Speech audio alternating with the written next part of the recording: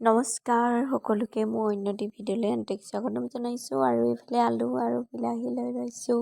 এতিয়া আমি বনাম কচু চব্জি আৰু থুই কচু বনাম। সেইকাৰণে এতিয়া এইখিনি থুই কচু ধুনীয়াকৈ ধুই লোৱা হ'ল। এইখিনি ফ্ৰাই কৰা মাছ, সৰু সৰু মাছ, আলু ফ্ৰাই কৰা হৈ গ'ল। এইফালে এতিয়া আদা ৰচুনৰ পেষ্ট লগত জলকীয়া, এতিয়া নিমখ দি বিলাহীখিনি ধুনীয়াকৈ তেলত ফ্ৰাই কৰি লোৱা হৈছে। লগত দি দিয়া হৈ গ'ল এতিয়া আলু আৰু তাৰ লগতে আদা ৰচুনৰ পেষ্টখিনিও দি দিয়া হৈ গ'ল। এতিয়া ধুনীয়াকৈ অলপ সময় সিজিবলৈ দি ইয়াত এতিয়া ফ্ৰাই কৰি থোৱা মাছখিনি দি দিয়া হৈ গ'ল।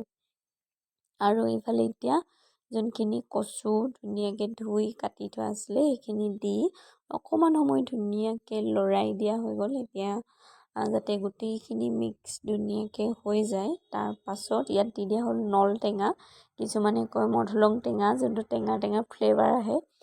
এইফালে কচু চব্জিৰে দি এনেকৈ বনাই খাই চাব, বহুত বেছি টেষ্টি। আৰু বনাই খাই কেনেকুৱা পালে জনাব।